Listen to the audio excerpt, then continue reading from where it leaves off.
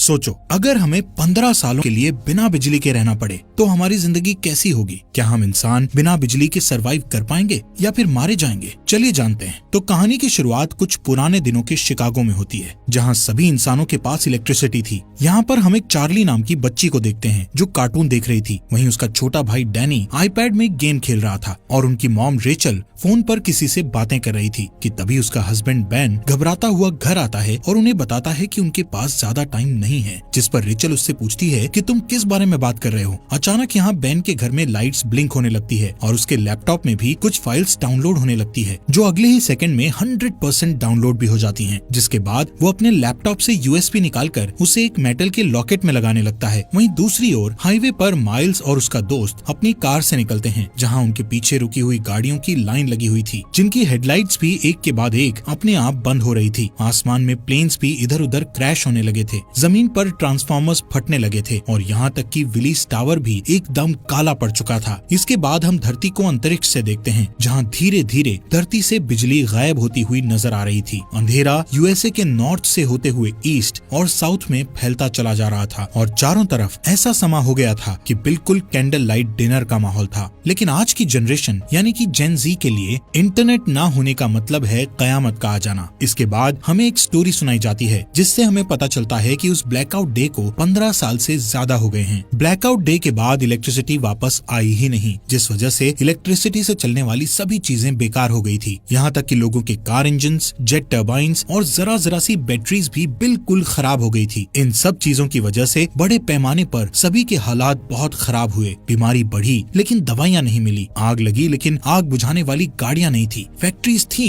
लेकिन वहाँ खाने के लिए कुछ नहीं था और सभी लोग हाथ से काम कर रहे थे। जिसके बाद जल्द ही सरकारें गिरने लगी और मिलिटियास बढ़ने लगी थी। ब्लैकआउट के बाद यूनाइटेड स्टेट्स 6 भागों में बंट चुका था, जो कि the Monroe republic, the Georgia federation, the plains nation, Texas, the California commonwealth और बाकी बंजर जमीन थी। इन सभी शहरों के ऐसे हालात को देखकर ज्यादातर लोग यहाँ से कहीं और शिफ्ट हो चुके थे, जिनमें से एक बैन और उसकी फैमिली भी थी, क्योंकि वो वहाँ के विलेज एरिया में रहने लगे थे, जो कि द मोनरो रिपब्लिक एक पीसफुल कॉलोनी थी, जहाँ कुछ 100 लोग जाकर बस गए थे। यहाँ हमें पता चलता है कि बेन की वाइफ का कुछ साल पहले ही देहांत हो गया था और अब वो एक ब्रिटिश मेडिकल डॉक्टर मैगी को डेट कर रहा था। उसके बच्चे डैनी और चार्ली भी अब बड़े हो चुके हैं, लेकिन डैनी को अकेले रहना ज्यादा पसंद है, क्योंकि वो अस्थमा की बीमारी से गुजर रहा है। ऐसे ही एक दिन चार्ली अपने भाई के साथ जंगल में जाती है, जहाँ उन्हें एक एबेंडन वैन दिखती है। चार्ली उसके अंदर जाती है और वहाँ उसे एक मिनी फ्रिज मिलता है, जिसे देखकर उसे अपने बचपन की याद आने लगती है, जब ब्लैकआउट डे के बाद उसके मॉम डैड ने उसे वो पिघली हुई आइसक्रीम दी थी, क्योंकि वो उस वक्त की आखिरी आइसक्रीम थी। एक दिन जब चार्ली हर दिन की तरह जंगल में एक चक्कर लगाने जाती है, तब मोनरो मिलिटिया, जो कि मोनरो रिपब्लिक की मिलिट्री फोर्स है, वो कॉलोनी के अंदर आते ही धावा बोल देती है। मिलिटिया की कलाई पर एक टैटू गुदा हुआ था,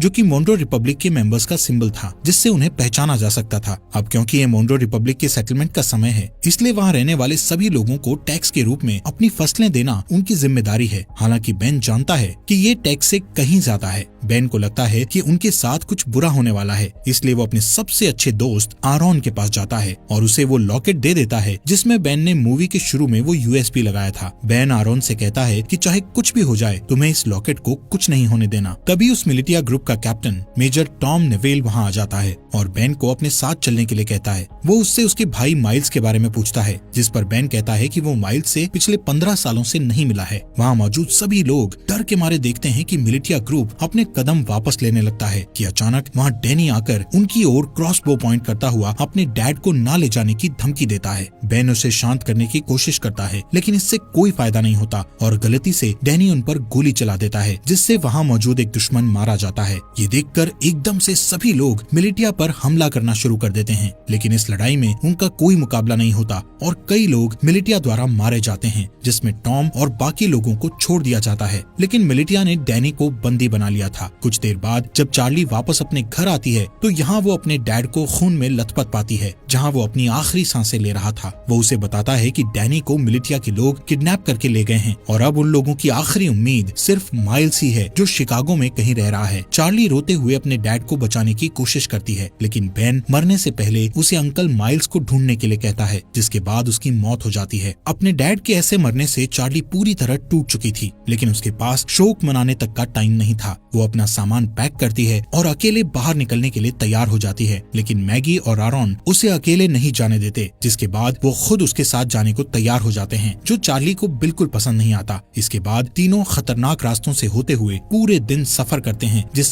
तीनों के बीच बॉन्ड और भी ज्यादा मजबूत हो जाता है। अगले दिन चार्ली जब पानी लेने के लिए झरने के पास जाती है तो उसे एक नेट नाम का लड़का दिखता है, जिसे देखकर वो वहीं रुक जाती है। अब क्योंकि पूरी दुनिया ब्लैकआउट में चली गई थी, इसलिए तब के बाद से हर इंसान को पहली बार में देखकर खतरा ही समझा जाने लगा था। यहाँ तक कि चार्ली जैसी लड़की के लिए बहुत सी चीजें दिमाग में होती हैं, लेकिन खुशकिस्मती से नेट सिर्फ उससे उसका नाम पूछता है और उसे जाने देता है। उस रात चार्ली और उसके दोस्तों को एक टूटा फूटा प्लेन मिलता है, जिसमें वो रात गुजारने की सोचते हैं, लेकिन बदकिस्मती से ये स्कैवेंजर्स ग्रुप का ठिकाना था, जहाँ उन लोगों को देखकर कुछ चोर यहाँ आते हैं और चाकू की नोक पर उनमें से एक चार्ली को उनसे दूर ले जाता है। मैगी को यहाँ कुछ खतरा महसूस होता है कि तभी वो अपने तेज दिमाग का इस्तेमाल करके उन चोरों को विस्की पिला देती है, जिसकी ठीक बाद वो लोग उल्टी करते हैं और मर जाते हैं। वहीं दूसरी ओर आखिरी चोर चार्ली को मारने की कोशिश करता है कि तभी अचानक वहाँ नेट आ जाता है और उसे बचा लेता है। अगली सुबह नेट उन तीनों के साथ जाता है, क्योंकि यहाँ पता चलता है कि वो भी उनके साथ शिकागो जा रहा है। मैगी उसे अपनी टीम में देखकर कंफ्यूज हो जाती है, क्योंकि नेट उसके लिए बिल्कुल अनजान था, इसलिए वो चार्ली को वार्निंग देती है कि उसे ऐसे ही किसी पर भरोसा नहीं करना चाहिए। लेकिन कुछ देर बाद उसे याद आता है कि हर कोई बुरा नहीं है, इसलिए अब उसे नेट से कोई परेशानी नहीं थी। अगले सीन में जब मेजर टॉम और उसकी आर्मी आराम कर रही थी तो डैनी इस बात का फायदा उठाकर वहाँ से भागने की कोशिश करता है और हथकड़ियों का ताला खोलकर भाग जाता है। लेकिन कुछ दूर और भागने के बाद उसे अस्थमा का दौरा पड़ता है और वो वहीं एक घर के पास गिरकर बेहोश हो जाता है। कुछ घंटों बाद जब उसकी आंख खुलती है तो वो अपने सामने एक लड़की को उस पर बंदूक ताने देखता है। वो लड़की अपना नाम ग्रेस बताते हुए उससे पूछती है कि वो कहाँ से आया है, जिस पर डैनी बताता है कि कुछ लोगों ने उसे किडनैप कर लिया था, जिनसे बचता हुआ वो यहाँ आया है। ये सुनकर वो लड़की बंदूक नीचे करती है, जिसके बाद वो उसे अस्थमा पंप देती है और बताती है कि ये उसके मरे हुए बेटे का है। इसके बाद हम उन चारों के ग्रुप को देखते हैं जो फाइनली शिकागो पहुंचते हैं, जो कि मोन्ट्रो रिपब्लिक में ही है। यहाँ देखने लायक बात है कि रिगली फील्ड पूरी तरह से आईवी प्लांट से कवर्ड है, सड़कें मछुआरों से भरी हुई है और फोक्सवैगन बीटल जैसी गाड़ियों को घोड़े की बग्गी में बदल दिया गया है। बेन की बताई जानकारी के बाद वो सभी एक होटल में पहुँचते हैं। बारटेंडर से माइल्स के बारे में पूछते हैं। पहले तो वो बारटेंडर माइल्स नाम के किसी इंसान को जानने से मना कर देता है, लेकिन जब चार्ली उसे अपने डैड बेन के बारे में बताती है कि हाल ही में उनकी डेथ हुई है, तो वो बताता है कि वो खुद ही माइल्स है, लेकिन वो उन सभी से अपनी पहचान को छुपाए रखने के लिए बोलता है। कुछ देर बाद माइल्स अपनी भतीजी को अंदर ले जाता है और उससे प्राइवेटली बात करता है, जहाँ चार्ली बताती है कि कैसे मिलिटिया ने उसके डैड को बेरहमी से मार डाला और डैनी को किडनैप करके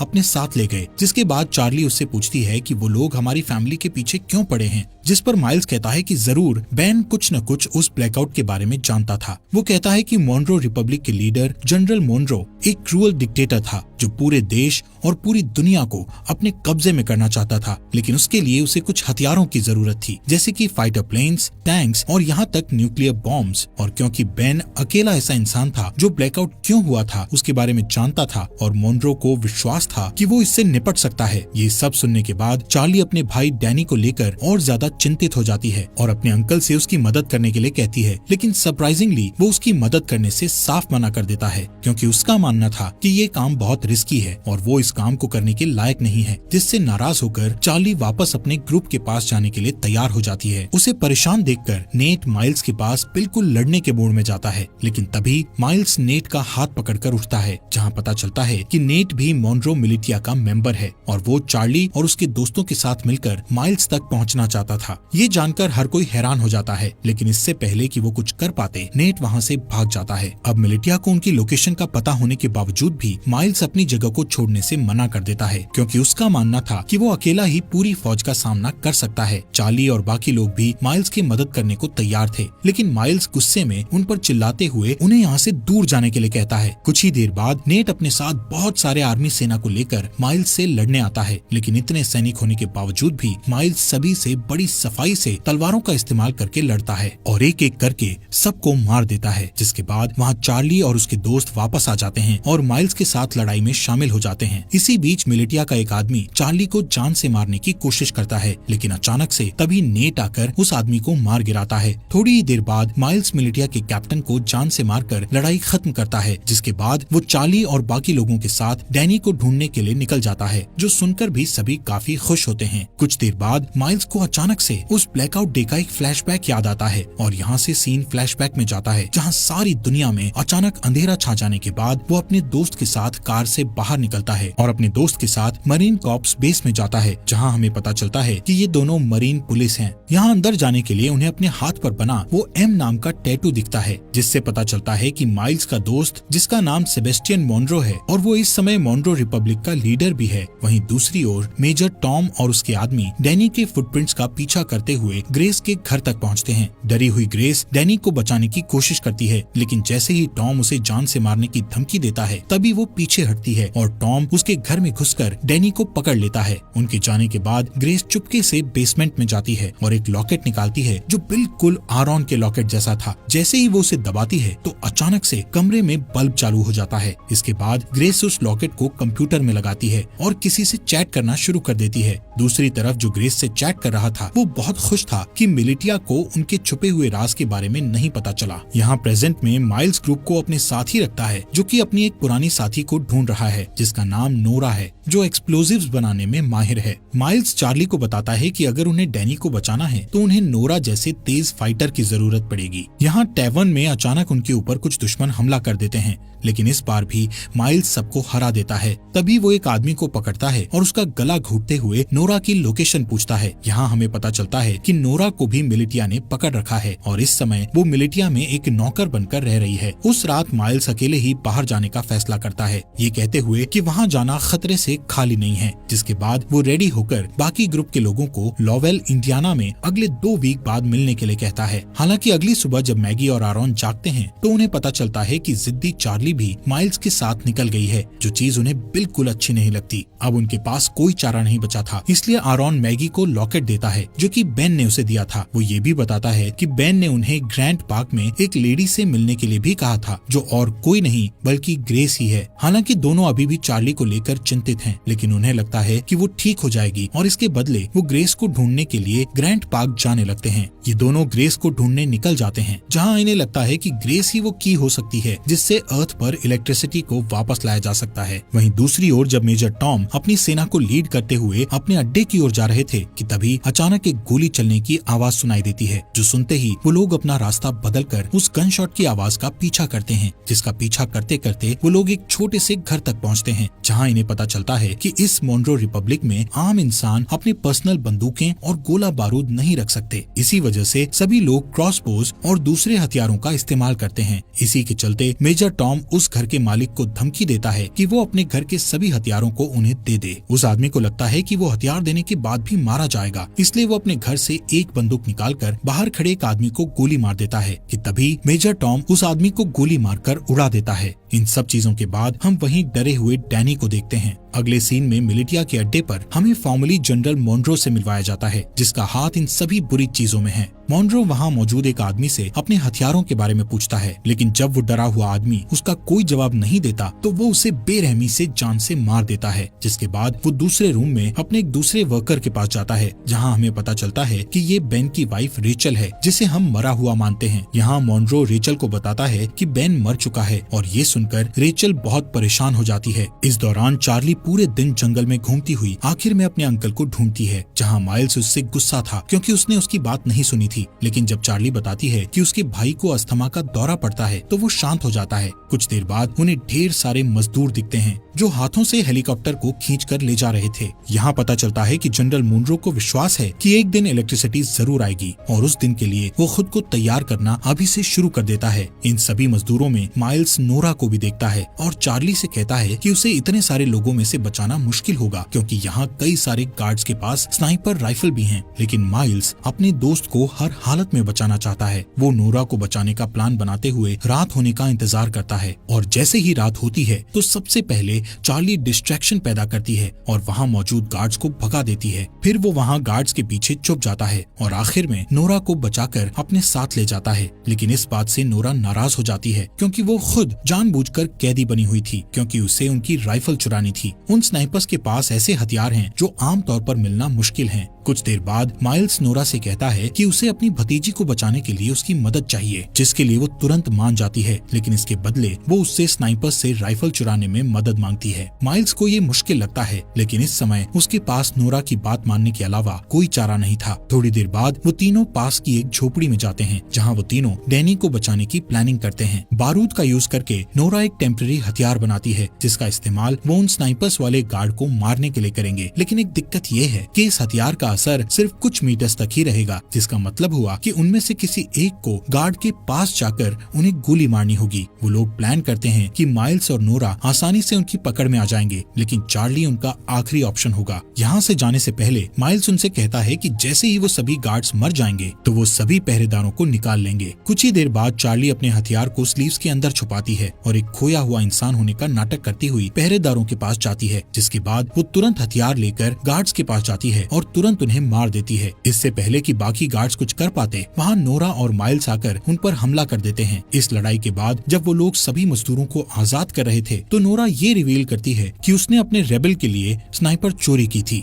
वहाँ ग्रैंड पार्क में जब ग्रेस अपने कंप्यूटर पर टाइप कर रही होती है, तभी कोई आदमी उसके घर में घुसकर उसके सामने आता है। उस आदमी के पास भी सेम वही लॉकेट था जो उसकी टेजर स्टिक एनर्जी छोड़ रहा था। दूसरी ओर माइल्स नोरा को रेबल का साथ छोड़ने के लिए मनाने की पूरी कोशिश करता है, लेकिन वो मना कर देती है। यहाँ हमें पता चलता है कि पहले ये दोनों कपल थे, लेकिन ब्लैकआउट के बाद उन्हें ब्रेकअप करना पड़ा। ऐसे ही कुछ देर बाद वो दोनों रेबल के ठिकाने पर पहुँच जाते हैं, जहाँ उन्हें एक पादरी मिलता है। पादरी खुश था कि नोरा स्नाइपर गन लेकर आई है, लेकिन बुरी खबर ये थी कि उनकी सेना पर अभी भी लगातार हमला किया जा रहा है। जब ग्रुप ठिकाने पर पहुंचता है तो उन्हें अंदर कुछ घायल आदमी बैठे मिलते हैं। पादरी यहाँ ये भी बताता है कि इन सभी आदमियों में से एक आदमी गायब है, जो सुनकर माइल्स तुरंत सभी को ये जगह छोड़ने के लिए कहता है, क्योंकि उसका मानना है कि मिलिटिया उसके आदमियों से पूछताछ कर रही है और इस जगह से भागने का यही सही समय है। नोरा इस बात के लिए मान जाती है, लेकिन उससे 30 मिनट मांगती है, क्योंकि वो घायल आदमियों को ठीक करना चाहती थी। बदकिस्मती से उसका ये डिसीजन गलत साबित होता है, क्योंकि कुछ ही मिनटों के बाद कैप्टन एडम मिलिटिया के साथ दिखाई देता है। उन्हें कुछ देर रोकने के लिए माइल्स अपने बेस्ट शूटर को स्नाइपर के साथ ऊपर भेजता है और उसका ये प्लान काम करता है, क्योंकि ऊपर भेजा गया वो स्नाइपर मिलिटिया के कई लोगों को घायल कर देता है, जिससे उन्हें पीछे हटने पर मजबूर होना पड़ता है। इस लड़ाई के चलते रात हो जाती है। यहाँ बेसमेंट के अंदर माइल्स और बाकी लोग दीवार के सहारे एक सुरंग बनाने की कोशिश करते हैं ताकि एक तरफ से दूसरी तरफ जा सकें, लेकिन उनका ये प्लान पूरी तरह से फेल हो जाता है, क्योंकि दीवार में सुरंग खोदते समय दीवार गिरने लगती है और माइल्स उस गड्ढे में गिर जाता है, जिससे उनकी पूरी मेहनत खराब हो जाती है। ठीक इसके बाद छत पर बैठे स्नाइपर की मौत हो जाती है, जिसके बाद कैप्टन एडम और उसके लोग बेसमेंट में घुस जाते हैं। लेकिन माइल्स, जो बहुत बढ़िया तलवारबाज है, वो कुछ आदमियों को नीचे गिराता है और एडम को बंदी बना लेता है। फिर वो उसे दूसरे रूम में बंद कर देता है और यहाँ से भागने के तरीके सोचने लगता है। यहाँ हैरानी की बात ये होती है कि एडम माइल्स को पहचान लेता है, जिससे कमरे में मौजूद सभी लोग हैरान रह जाते हैं। ये देखकर चार्ली उनसे पूछती है, तुम एक दूसरे को कैसे जानते हो? यहाँ कहानी एक अलग मोड़ लेती है, जहाँ एडम ये रिवील करता है कि पहले माइल्स जनरल मुनरो का राइट हैंड था। यहाँ तक कि माइल्स वो इंसान है जिसने मिलिटिया को लड़ना सिखाकर इतना खतरनाक बनाया है। लेकिन इतना रिवील होने के बावजूद भी माइल्स उन्हें मारने पर अपना फोकस रखता है। माइल्स उनके सामने एक डील रखता है, जिसमें वो खुद को मुनरो मिलिटिया के सामने सरेंडर करेगा, लेकिन उसके बदले में उसके ग्रुप के किसी भी इंसान को कोई नुकसान नहीं पहुँचाया जाएगा। किसी वजह से एडम ये डील एक्सेप्ट कर लेता है। हो सकता है उसे अपनी जान की परवाह हो इसलिए। खैर, इसके बाद जल्द ही माइल्स को मुनरो मिलिटिया ले जाया जाता है। यहाँ से सीन फ्लैशबैक में जाता है, जहाँ हम ब्लैकआउट के 2 वीक बाद का सीन देखते हैं, जब माइल्स अपने भाई को ढूंढने के लिए शिकागो आया था और उसका सबसे अच्छा दोस्त मुनरो भी उसके साथ था। वहीं रास्ते में उन्हें 2 आदमी मिलते हैं, जिनमें से एक आदमी दूसरे को बहुत बुरी तरह पीट रहा था। एक अच्छा इंसान होने के नाते माइल्स उनके पास जाता है और अपनी बंदूक निकालकर उनमें से एक को गोली मार देता है। इसके बाद दोनों दोस्त उस बचे हुए चोटिल इंसान की मदद करते हैं, जो और कोई नहीं बल्कि कैप्टन एडम ही था, और इसीलिए वो आज तक माइल्स की इतनी रिस्पेक्ट करता है, क्योंकि उसने उसकी जान बचाई थी। यहाँ से सीन वापस प्रेजेंट में आता है। जैसे ही माइल्स मिलिटिया को अपनी जगह पर ले जा रहा था तो रास्ते में वो एक ब्रिज पार करते हैं, जहाँ अचानक से एक एक्सप्लोजन होता है, जिससे सभी लोग चौंक जाते हैं। और इसी दौरान नोरा और चार्ली माइल्स को उनसे बचा लेते हैं। वहाँ से जाने से पहले वो एक और एक्सप्लोजन करते हैं जिससे वो पकड़े न जाएं। वहीं दूसरी ओर मैगी और आरॉन जो ग्रेस को ढूंढने के मिशन पर हैं, आखिरकार वो उसके घर तक पहुँच जाते हैं, लेकिन उस घर में कोई भी नहीं था क्योंकि ग्रेस ने ये घर छोड़ दिया था। यहाँ आरॉन जो गूगल का एक पुराना एम्प्लॉय होने का दावा करता है और कहता है कि वो कंप्यूटर के बारे में बहुत कुछ जानता है। इसके बाद वो बेसमेंट में जाता है जहाँ उसे ग्रेस का कंप्यूटर रखा मिलता है, जिसे देखकर पता चलता है कि इसे हाल ही में बनाया गया था, जिससे पता चलता है कि यहाँ इलेक्ट्रिसिटी थी। हालांकि जब वो कई घंटों तक कंप्यूटर की जांच पड़ताल करता है तो उसे वहाँ कोई सुराग नहीं मिलता। आरॉन थक जाता है और ऊपर जाकर वो कंप्यूटर मैगी को दिखाता है। तभी उसका लॉकेट चमकने लगता है और पास में रखे हेडफोन में गाना बजना शुरू हो जाता है, जहाँ मैगी के आईफोन में जान सी आ जाती है, जिसकी वजह से वो कई सालों बाद अपने बच्चों को देखती है। दोस्तों, हमारे फॉक्स एक्सप्लेनर हिंदी चैनल को सब्सक्राइब करना मत भूलना। और ये रेवोल्यूशन वेब सीरीज आपको यहाँ तक कैसी लगी, इस सीरीज के नेक्स्ट एपिसोड लाएं या नहीं, कमेंट बॉक्स में हमें जरूर बताएं।